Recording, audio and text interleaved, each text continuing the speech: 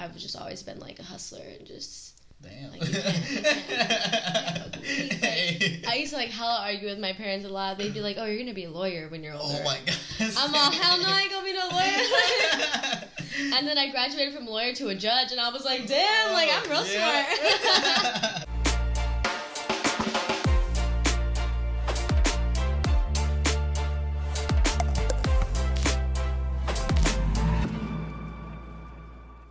What's up, guys? Welcome back to the Baller Podcast. This is episode 4. I'm here with Madeline. What's up, guys? How are you today? How's your day going? I'm well rested, I'm well fed, and yeah, I'm happy. So. Oh, God. Honestly, I thought, by the way, guys, this is our first time meeting as well. I feel like every time I have one of these podcasts with a guest, it's like the first time I meet. Like, yeah. And we actually, I texted you like way back. It was like, I don't know if you remember, but this was, oh my God, this was when you used to go live like all the time. You used to go live a lot. Was it when I was in Europe and I was announcing my cover? Like I didn't promote it at all, but I only told the people that were on my live and like I sang it to them live. I can't remember, but all I remember that you were like still in bed and I don't know what. Oh, it was yes, like and then I accepted your to go live with me, right? I think so, yeah. Yes. Okay. Yes. And then you said you were gonna email me. Yes. Yeah. Okay. And then I remember. I think because I did follow you on Instagram. Like I followed you since like a year ago, and it was funny. I remember the day when I went on your live.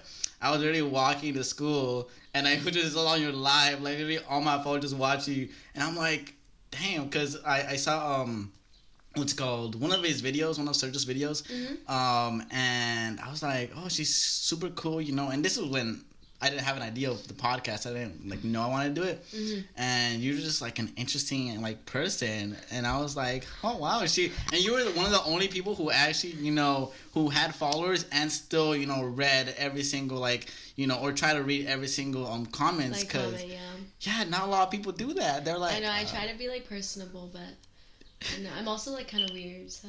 like when I'm with my YouTube team, like they like make fun of me and they're like, really? Yeah, because I like say the most random stuff, and like literally last week Sergio was like, you remind me of. He's like, I got it. He's like, you remind me of a minion, and I was like, what the hell?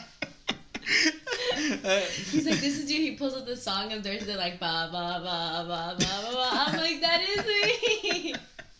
Oh my God, man. He's a really funny dude. I could just see see that. So yeah, I want to start like from the beginning. So where did you grow up here in LA or in the area? Yeah, so I grew up in Whittier. I was there. I grew up in Whittier, and then I graduated from high school, and then went to Fullerton, and that's when I got accepted to Cal State Fullerton. And so I moved to Fullerton and was there for 5 years, and then just recently, right when I started in Fullerton, I told myself, well, when I graduate, I want to move to LA, and that's what I did. But I live in like San Gabriel area, which is like not LA. It's like it's like out of LA. So I'm currently like my lease is up in July, but I'm literally already living in downtown. So it's like I'm kind of like paying for rent at a place where I don't stay. So it's like, but I've lived in LA my whole life. I actually lived in Europe for like a month. I was studying abroad, and that's pretty much the whole rest of my life been in LA. Damn. Well, what were you studying like over there, like? At Cal State Fullerton or in Europe? Well, start with Fullerton, and then go like, what did you study in Fullerton? So at Cal State Fullerton, my major, I was undecided for like 2 years, and then I finally decided on cinema and television and entrepreneurship. Damn. So okay. It's like creative and business. So. Damn. Okay. I can see the business side. Yeah. I can see it. Everyone starts off like that. Like first couple of years, it's like undecided. Thank God I didn't do that. I was like, I went community college right now. I'm about to finish like my 2 years, so I could transfer. And I got lucky enough that I knew since high school. But there's a lot of people that are like. Don't know. Yeah. I feel like people gotta learn, what they do like before. For me, like I've always loved like TV, film, performing, and then I've always just been like business savvy since I was literally in middle school. I used to like sell lollipops to like kids at school. Like you were that person. I get in trouble like you can't be selling shit at school. I'm like, well, I'm a hustler. Like Also, high school, what? You used to sell things in high school? Maybe. No. Oh, no. No, I used to like cut shirts and stuff. I would sell that stuff. I would help. My mom used to own the salon. I would hella push her salon. I would be like, "Come get a haircut. We'll give you a discount." You're the promoter for yeah, like I'd be like, "Yo, free cuts, no." We're just like cuts over here. No, but yeah, like I've always just kind of been in that like realm of business, so I feel like I just kind of caught on to it. And in Europe, well, like what did you study over there? So my major was cinema television. So when I went to Europe, I studied Italian cinema. Damn. It was really cool. All we had to do was like watch movies in class. Really? Yeah. That's so interesting. That's pretty cool. Do you suggest people, to study abroad, like any chance to get? Oh my gosh. I mean, honestly, like first like week or two, I was already homesick. So like I love to be around people, but I literally went out there like not knowing anyone. Yeah. I had no idea of any person in the program. Of course, I made friends along the way, but I definitely think it's something that people should consider, or just go out and just say screw it and do it, because like you learn a lot about yourself, you learn a lot about different cultures, and then you just kind of like understand how to like be by yourself, and I guess you kind of just expand your horizons overall. Yeah, I feel like you have to visit different parts of the world, especially that to become more of a well-rounded person. Did that have more impact than Fullerton, or do you think you could have gone without that? Like, for example, did that shape the rest of your career, or life in general? I feel like it definitely like showed me a different way of living, to like make me appreciate like what I have back home. Yeah. There was a lot of poverty that I saw, and even our like apartment that we had for the month was like super small. We shared a room with like 3 girls, like had this small shower that was literally like a closet. Like it was so small. Like in the kitchen, like the sink was, I don't know, it was just a very different way of living, So yeah, it definitely like helped me appreciate like what I have back home. But as far as like it like shaping my educational experience, I feel like it just kind of like added to it. It was like a perk, and so yeah, it was just like kind of part of the process, I guess. So after the Europe thing, you came back, and what was like the first step coming back? Because you finished over there, and now you're coming back to like you're graduating, and what happens after? So when I got back, like I just continued my education, and then from that point on, like I was just going to my classes and doing my work and stressing the fuck out because it's final. But like overall, I mean, when I graduated, I didn't really feel like, oh, what now? Just because I kind of live in the mindset of everything's gonna happen the way it's supposed to, and I always like just followed what I love to, like I just do what I love and follow my heart and like kind of feel it out that way. I don't really say, oh, I have to have a plan and I have to do X, Y, and Z. Obviously, I make my own goals. Like, I literally have, like, my own goals written down, like, short-term, long-term. And, like, I execute them in whichever way I possibly can. Or if, like, if I meet someone who I think can, like, help me out, like, obviously I ask for help and stuff. But in terms of, like, oh, what do I do next? Like, I just kind of went with the flow. It wasn't, like, a lot of pressure for me. But you wrote down your goals, though. You feel that was important? I definitely think so, yeah, because like then you kind of in your own brain have like a strategy, like you come up with your own strategy as you go, and then like for me it feels good to like be able to check off my goals. It's and like look at how much I've accomplished in a year, or like in like a month. Like I have short-term goals, long-term goals. Like right now I have one short-term goal is to go into the studio on Monday and finish my song.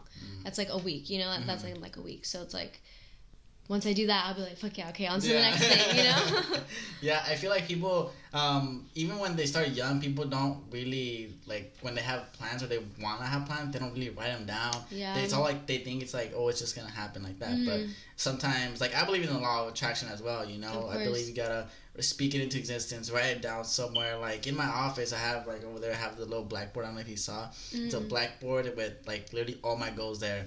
And I feel like, you have to put it somewhere where you're going to see it every single day. You're going to chase that goal, and that's going to, it's going to become a reality in the future, You always got to do that. Yeah. So when you got here, what was the next, like, what did you end up doing?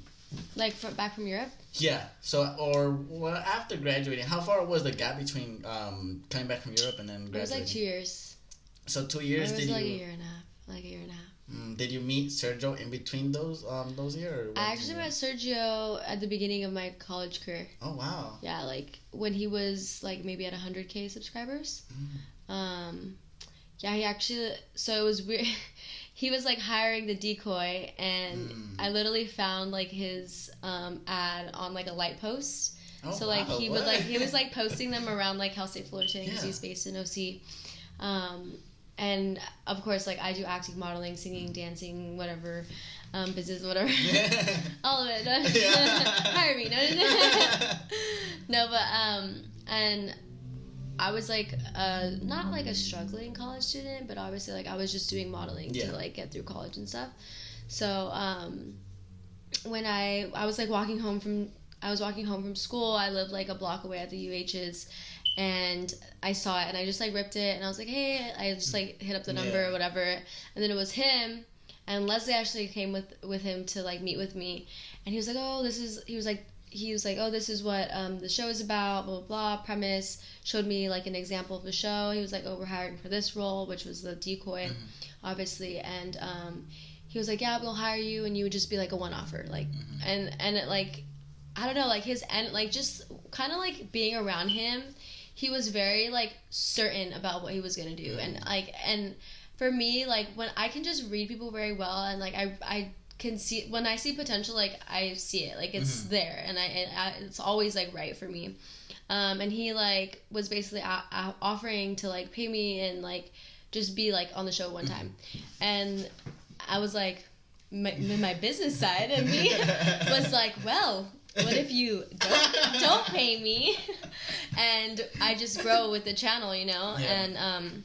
for like 3 years I was like I would go in and like be decoy and stuff, and like just stuff didn't like work to like go as planned. Like things were falling off, or like some of the, like one of the couples like had like a, you know, it's like a hard show to freaking record. Like I mean, come on, like like not everything could be scripted. It's not. It's like everything's gonna be like just like anything can happen really in these situations. So like there was a lot of those hiccups. And then like about 2 years later, like we still kept in contact and everything, but like 2 years later he was like, hey, I really need you now. He's like, I'll like shout you out on the channel and I'll pay you. And like at this point I was like, bro, like I'm out here putting myself in this position, like it's like a weird position to be in, like, and then like it's not following through on the channel. I'm like, bro, and then he's like, but I'll pay you, and I was like, okay. I was like, okay. So we basically like went on we did that, which one was it, the Halloween one? I don't know, but that was like the first one that aired, and then like from there on, like I've just been consistently working with them. Damn, so that's crazy how you put aside, you know, the money at the beginning, and you know, that was a smart move. It was. I mean, I just believed in the channel, like even though it was like not as big as it is now, which is awesome. Like I knew it was gonna grow to be what it is today, you know, but. Yeah, I just kind of believed in it. I don't know. It was. You had a good intuition. I did. That's what it was. That's awesome. How not a lot of people are gonna be able to do that, you know, because people are like money hungry, you know. People are gonna want money. See, but that's the thing. Like greed gets in the way of a lot of good opportunities and like ruins a lot of really good relationships, you know. So like, I think just the way of like grown up and everything, it's very like just be humble and love people and be kind to others, and like good things will come to you, you know. Yeah. Your business side, like the business side of you, did you get it from like your parents, or you just I feel like I mean my parents are both very business savvy, yes, but like, you know, like I wouldn't say like my brother and sister are as business savvy. I think it just kind of came naturally, to be honest, because like some people just got it, some people have to work towards it. I feel like I've worked towards it, but like right off the bat, I've just always been like a hustler and just. Damn. Like, you can't like, I used to like hella argue with my parents a lot. They'd be like, "Oh, you're gonna be a lawyer when you're older." Oh my god. I'm all, hell no, I ain't gonna be no lawyer. And then I graduated from lawyer to a judge, and I was like, damn, like I'm real smart. So that's a really smart move, because once that happened, you were able to kind of promote yourself, in a type of way. Yeah. And how long ago did you decide to do your covers? Because I know you do singing as well. So, like, my first ever cover that I posted was in high school. I was, like, 17, and this is when YouTube was nothing. Like, literally nothing. I think YouTube started, in 2002 or something? Like, something. And the first, like, video was, like, of some guy, like, recording a monkey at a zoo. I thought it was 2005, but it's okay, yeah, 2000, whatever. But, like, early 2000s, whatever. But, like, I posted my video when I was 17, so that was, like, 5 years ago? 6 years ago? Almost 7 years ago now. So, like, damn. YouTube was nothing. Like, like, imagine that. So, like, when I was in high school, I posted this cover super raw. Like, like, this guy, like, one of my friends came over. She did my makeup and my hair. And then her friend came over to do the video. And I had literally it was the cover Stay by Rihanna. Super raw. Like, I had literally, like, you know how they have those microphones that you connect to the camera? Yeah. Okay, so I had that in my lap. That was, like, my microphone. Like, he, like, added, like, a tiny little echo, but it was, like, very little, like... It was, like, that wannabe auto-tune. It was literally, like, in my lap right here. Like, you can't see it because it's, like, this up. But, like, I was holding it in my lap. And then I had my phone right here, like, with, like, the karaoke version of it. Oh. And then I had, like, I think I had, like, an ear button. Like, I hit the earbud. Yeah, with your hair. Yeah, with my hair. And, like, we did 2 takes. And then I was like, okay, like, I'm satisfied with the last one. And he was like, are you sure? And I was like, yeah, it's fuck it. Like, just gonna post it to YouTube. Like, it doesn't matter. Yeah. And then it blew up. Like, for back then, it blew up. Yeah, like, like, people, like, at my high school parties would be like, you're that girl from YouTube. Like, and I'd be like, am I? Like, what's YouTube anyway? Like, but yeah, that was, like, my first ever cover. But it wasn't until recently, maybe, like, 6 months ago, where I really, really, really decided to be consistent. And it's mostly because, I don't know, I really love music. I've always loved music since I was a little girl. Like, I used to be in musicals and plays. I would, like, sing the national anthem for, like, opening soccer tournaments, like, cheer competitions. Like, I've just always loved to sing, so just doing it for fun, I guess. No one's gonna save you.